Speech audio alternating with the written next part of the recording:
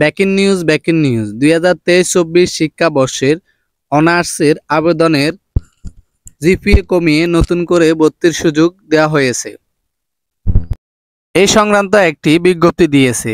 আজকের ভিডিওতে এই বিজ্ঞপ্তিটি তোমাদের সাথে শেয়ার করব কত টাকা খরচ পড়বে ভর্তি হতে, কত তারিখ থেকে কত তারিখ পর্যন্ত ভর্তি চলমান থাকবে, আবেদন করতে কত জিপিএ লাগবে, সবকিছু ডিটেইলস তোমাদের সাথে শেয়ার করব।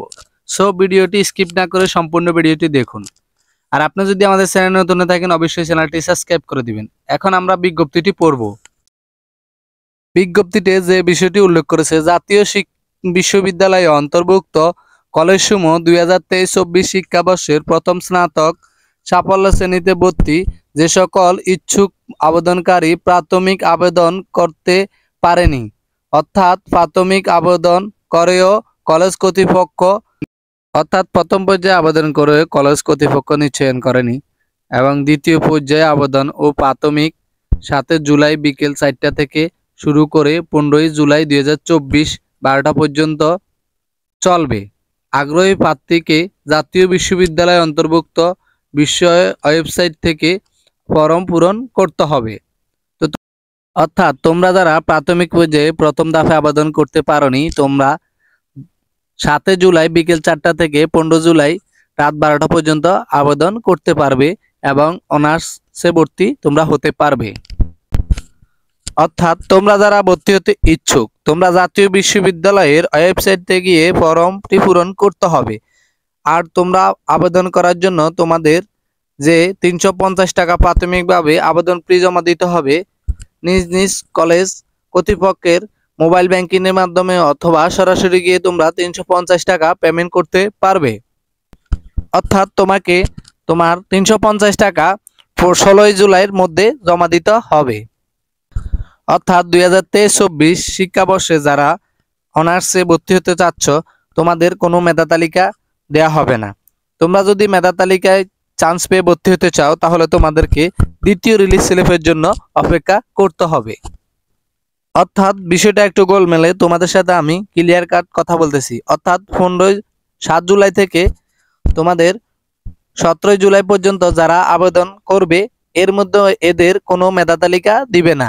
আর তোমরা যারা আগে আবেদন করেছো তোমাদের দ্বিতীয় রিলিজ স্লিপের জন্য অপেক্ষা করতে হবে। অর্থাৎ তোমরা যারা আগে আবেদন করেছো তোমরা এখন আবেদন করার কোনো প্রয়োজন নেই, তোমরা দ্বিতীয় রিলিজ স্লিপের জন্য অপেক্ষা করো। যারা কোনো কারণে কোনোভাবে আবেদন করতে পারে নাই শুধু তারাই আবেদন করতে পারবে যদি আবেদনের যোগ্যতা থাকে। আশা করি বিষয়টা ক্লিয়ার, বুঝতে পেরেছো। এখন আবেদনের টাইমলাইনটি আমরা দেখে নিব। অর্থাৎ দ্বিতীয় পর্যায়ে আবেদনের ফর্ম পূরণ ও রিলিজ স্লিপের সময় তারিখ হচ্ছে 7 জুলাই থেকে 15 জুলাই পর্যন্ত। আরেকটা কথা তোমাদেরকে বলে রাখি, তোমরা যারা এখন আবেদন করবে 7 জুলাই থেকে, তোমরা অবশ্যই দ্বিতীয় রিলিজ স্লিপে আবেদন করতে হবে। তোমাদের দ্বিতীয় স্লিপে আবেদন করা বাধ্যতামূলক।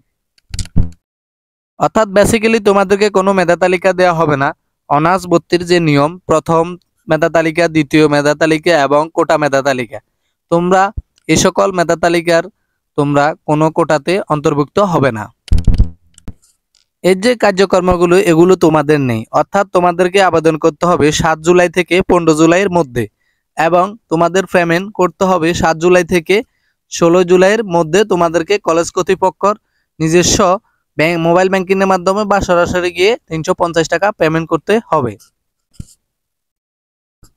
তোমরা আবেদন ফি পেমেন্ট করলে তোমাদেরকে একটি নোটিশ দেওয়া হবে দ্বিতীয় রিলিজ স্লিপের। ওই দ্বিতীয় রিলিজ স্লিপে অবশ্যই তোমাদেরকে আবেদন করতে হবে। আর দ্বিতীয় রিলিজ স্লিপে যদি তোমরা চান্স পেয়ে যাও তাহলে তোমরা অনার্সে ভর্তি হতে পারবে, বুঝতে পেরেছো। অর্থাৎ তোমরা 8 জুলাই থেকে 16 জুলাইয়ের মধ্যে তোমরা টাকা পেমেন্ট করতে হবে। কলেজ কর্তৃক আবেদন নিশ্চয়তার তারিখ 8 জুলাই থেকে 16 জুলাই পর্যন্ত। 8 জুলাই থেকে 16 জুলাইয়ের মধ্যে তোমাদের কলেজ কর্তৃক আবেদন নিশ্চিত করবে। এর মাধ্যমে তোমরা 350 টাকা পেমেন্ট করতে হবে কলেজ কর্তৃপক্ষের মোবাইল ব্যাংকিংয়ের মাধ্যমে অথবা সরাসরি গিয়ে। এবার তোমাদের সাথে আলোচনা করব তোমাদের কেমন যোগ্যতা হলে তোমরা অনার্সে আবেদন করতে পারবা।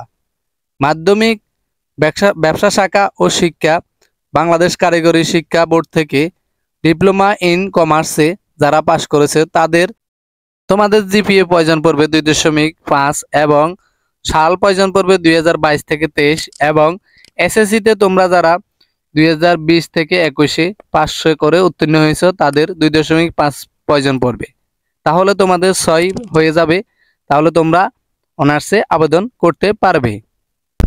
তোমরা যারা বিজ্ঞান শাখা থেকে পরীক্ষা দিয়েছো অবশ্যই তোমাদেরকে 3.0 পেয়ে পাশ করতে হবে এবং তোমাদের জিপিএ 3.0 থাকতে হবে এবং এসএসসি তো 3.0 থাকলে তোমাদের 6 হয়ে যাবে।